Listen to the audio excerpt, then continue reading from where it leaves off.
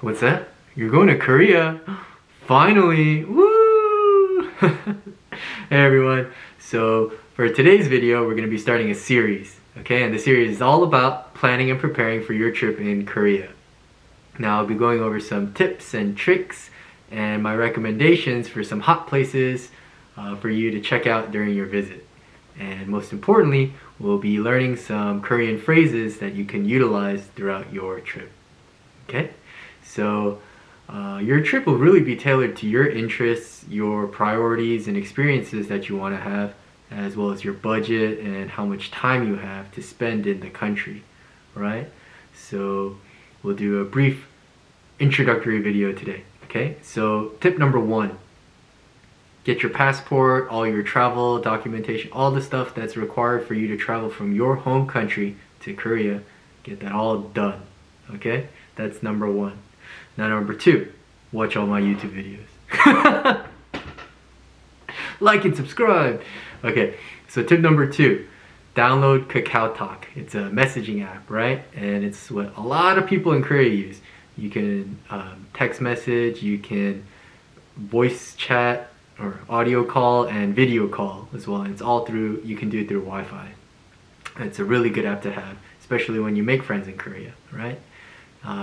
You can also download the subway system app. It'll have the map and the times and the locations of the various entrances. There's so many entrances for the subway stations. It can get a little confusing, but hopefully the app will help a little bit. As well as Google Maps. That's a really good app too, if you haven't heard about it. Okay, so let's talk about what to bring, how to pack, okay? So whenever I went to Korea, I would always bring 2 big luggage suitcases, right? And a carry-on. So all my important stuff would be in my carry-on on the plane. 1 luggage would have everything that I needed. So all the stuff that I'm bringing to Korea could fit in 1 luggage. The other one was essentially empty. And so the reason why I brought that is because when you go to Korea, you're going to go shopping, you're going to get all these souvenirs, you're going to want to bring a lot of stuff back. So that way you'll have a designated space, right? You don't want to have to end up buying another piece of luggage there. So that's that for luggage, okay? In terms of airlines. So this is based on your budget, okay? But for me, whenever I went, I would take Korean Airlines, okay? So Korean Airlines, the service is good, the food is good. You get to talk to the flight attendants. If you become friends with them, you can even hang out with them while you're in Korea. Let's see. Man, really, Korean Airlines was so awesome. It was like the moment I stepped foot on the plane, I already felt like I was in Korea. I was like, whoa. So it's a really long plane ride too, depending on where you're coming from. So definitely the airline that you take, I think it really can add or take away from the experience, because it's like kind of the introductory opening to your trip as well as the closure. Okay? So definitely do that. Whatever, just research what you're comfortable with, okay, in terms of price range. Now, when you get to Korea, you'll probably land in Incheon International Airport. It's a big airport, it's really nice. You go through customs, you get your baggage. Now, before you leave the airport, what I recommend doing is you go to any of the stores there, they'll sell Wi-Fi cards, okay? They even have like convenience stores in the airport. So you get a Wi-Fi card. So the Wi-Fi card, you can either purchase it based on data, the amount of data, or length of stay, right? But there is literally Wi-Fi everywhere, okay? Wi-Fi on the subways, on the buses, everywhere. So you don't have to worry about that. Number 2, I would probably get a T-Money, the transportation card. So that beep when you get on the subway, beep when you get on the bus, beep, taxi, okay? Anything transportation related, you can use that card for. Last thing would be exchange some money, some cash. Now the exchange rates might not be as great as other places in the country because it is an airport, you know, but still I think it's good to have some when you're leaving the airport. You know, the good thing is that if you have an international credit card that doesn't, you know, charge you a service charge for using it in a different country, it's good. You can just use that anywhere, but I would say always have some cash on you. because when you go to like street vendors, you might need some cash, right? So get some cash, and then you get on your transportation to wherever your, let's call it your home base is, right? So my home base, so I usually stay at a hotel in the COEX area or Gangnam, right? But my friends, they would get like Airbnbs, and you can get them anywhere. It really doesn't matter where you stay as your home base, because if you're in Seoul, then everything is connected with the subways. Like the transportation is awesome. Quick note, it's not Seoul, okay? Seoul. It's not Seoul, it's Seoul, okay? Korean lesson of the day.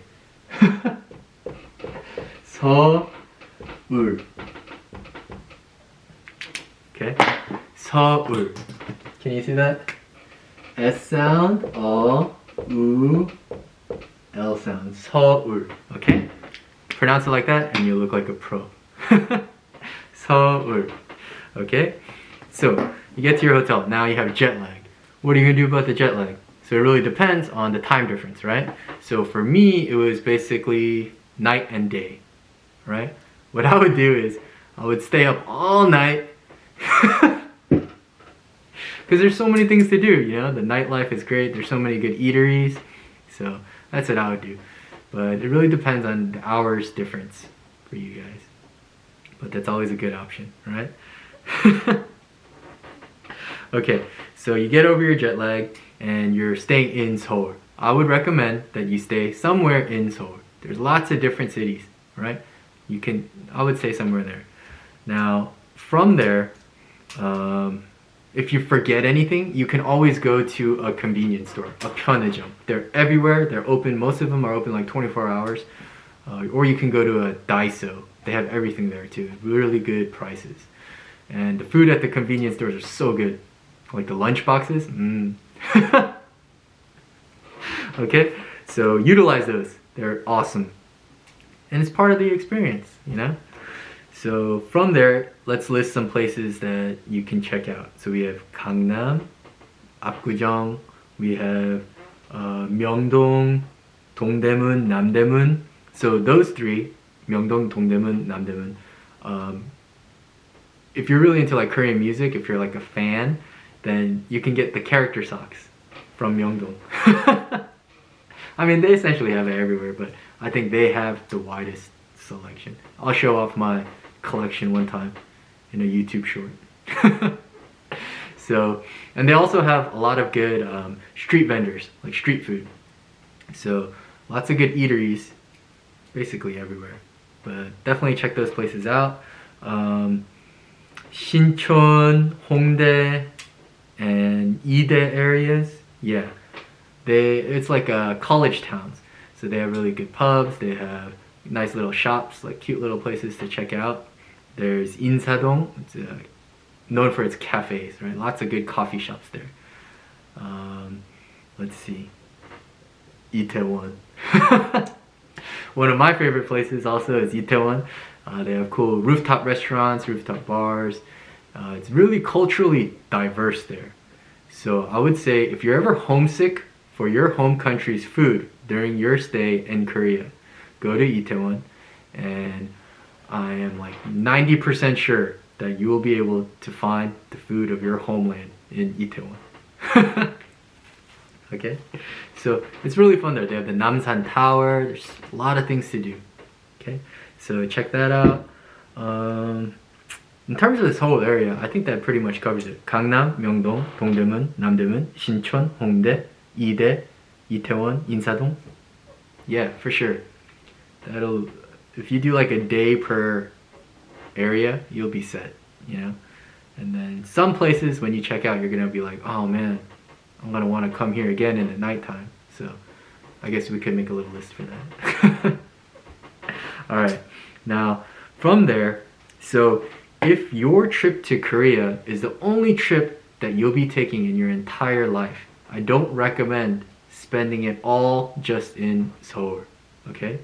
What you're gonna wanna do is you're gonna take the KTX, which is a train, super fast train. You take the KTX to Busan. Busan, okay? It's at the bottom of the country, and it's like the beaches, Haeundae. It's really fun. They're really good seafood. You'll have a good time there, right? Now, from Busan, if you want to go back to Seoul, spend some time there, I would say, one of my top favorite places, right? In Korea, Jeju-do, okay? Jeju-do, it's the island, okay?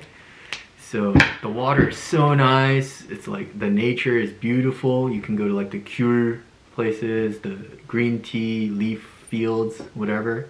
Check all that stuff out. They have really good Korean barbecue and known for their hukdaeji. So lots of fun stuff to do there.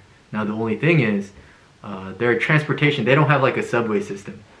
So you might want to get a tour guide or like a touring system.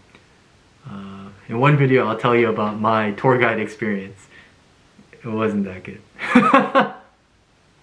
So we'll figure that out though, right? So you have Jeju-do, and then you go back to Seoul and you can spend the rest of your trip in Seoul, right? Like, man, it's so awesome. You guys will have so much fun. Like, there's Lotte World, Everland, if you go in the summer. So everything depends on the season you go in. If you go in the summer, you can go to like the water parks like Caribbean Bay. You can check out Lotte Tower. It's a newer tower. It's huge. It's really fun there too. Lots of stuff to do there.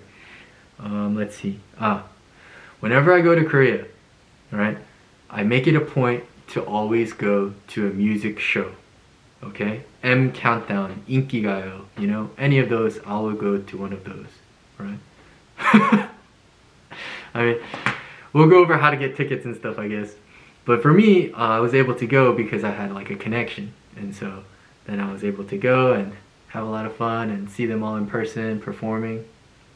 So it's a good experience if you're into that kind of thing. Now, if you're into like the cultural aspect, you can go check out the palace, like all the old school villages.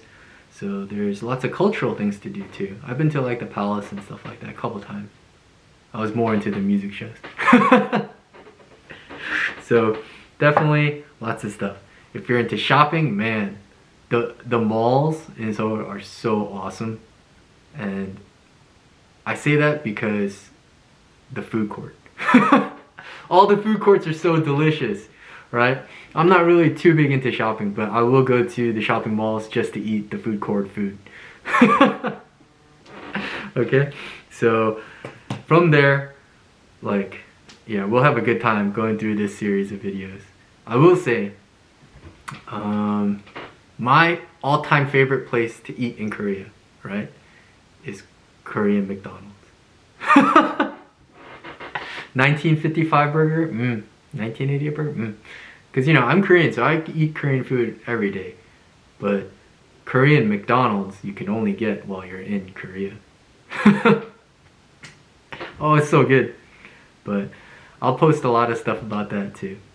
Not about McDonald's, but like eateries and matjips, which are restaurants and eateries that specialize in a particular food and really are renowned for their dish, right?